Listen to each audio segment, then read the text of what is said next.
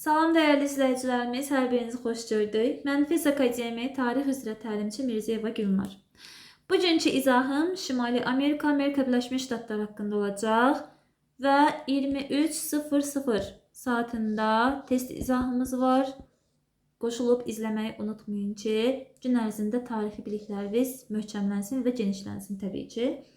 Amerikanın kəşfindən sonra Avropalıların bu qitəyə maraqları artır.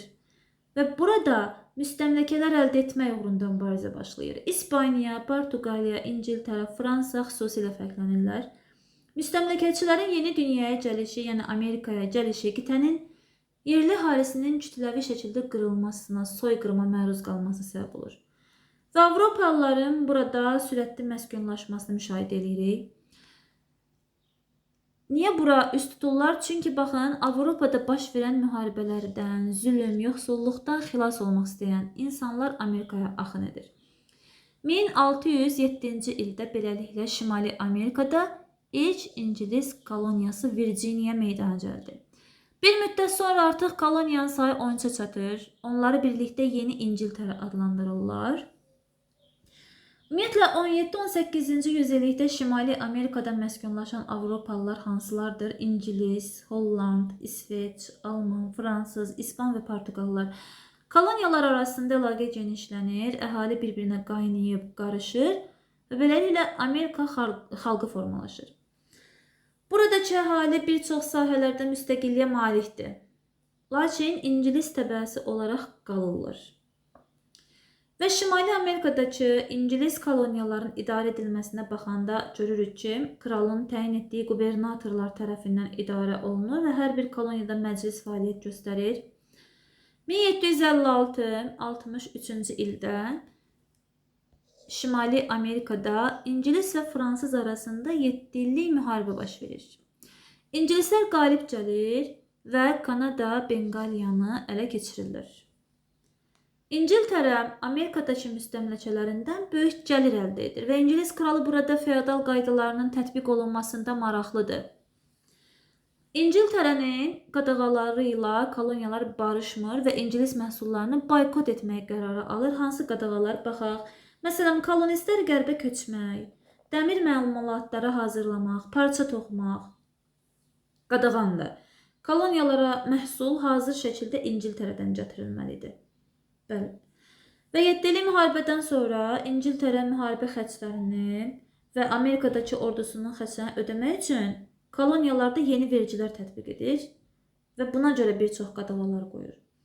Ən çox narazılıq yaradan isə möhür rüsumudur 1765. Bu qanuna görə koloniyaların əhalisi sənədlər, qəzetlər, digər çap məhsullarına rəsmi möhür vurmaq üçün vergi ödəməlidir. Narazılığa səbəb olduğuna görə qanun sonralar ləğv edilir. Beləliklə, bu qadağalarla, İngilis qadağaları ilə barışmayan koloniyalar İngilis məhsullarını boykot etmək qərarı alır. Boykot nədir? Ayrıca şəxs, təşkilat və dövlətlə əlaqələrin kəsilməsi, müəyyən məhsulların alınmasından imtina və bu kimi hərəkətlər siyasi-iqtisadi mübarizə üsulu boykot adlanır. 1773-cü ildə Ost-Hind şirkətinin gəmilərinə hücum edirlər, çay yeşiklərini Boston limanında körfəzin sularına atırlar. Bu hadisə tarixdə Boston çay qonaqlığı adlanır. İngiltərə hökuməti bu hadisədən sonra cavab tədbiri kimi Boston limanını hətta bağlayır. Bəli, Şimali Amerikada İngiltərə müstəmləkə siyasətinə qarşı birinci istiqlaliyyət müharibəsi 1775-83. 1776-cı ildə Thomas Jeffersonun müəllifi olduğu İstiqlaliyyət bəyannaməsi qəbul edilir və Amerika Birləşmiş Ştatları yaradılır. Şimali Amerikadakı 13 İngilis koloniyası ayrılaraq müstəqilliyini elan edir. Hakimiyyətin mənbəyi xalq elan edilir. Mənfi cəhətinə baxaq, qulların, hinduların hüquqları nəzərə alınmır. Bütün insanların bərabər yarandığı, xalqın müstəbidləri devirmək, öz hökumətini yaratmaq hüququ var, amma qulların, hinduların hüquqları nəzərə alınmaması İstiqlaliyyət bəyannaməsi mənfi cəhətidir. Müharibənin gedişinə baxaq. 1777 Saratoga döyüşü. Amerika Birləşmiş Ordusu qalib gəlir. Beynəlxalq nüfuzu xeyli artır. 1781 Yorktown döyüşü. Döyüşdə Amerika qalib gəlir və Yorktown döyüşü müharibənin taleyini həll edir. 1783-cü ildə Parisin Versal sarayında ABŞ-la İngiltərə arasında Versal sülh müqaviləsi imzalanır. İngiltərə Amerikanın müstəqilliyini tanıyır və Kanada İngiltərənin müstəmləkəsi olaraq qalır. Bunu diqqətlə yadda saxlayın.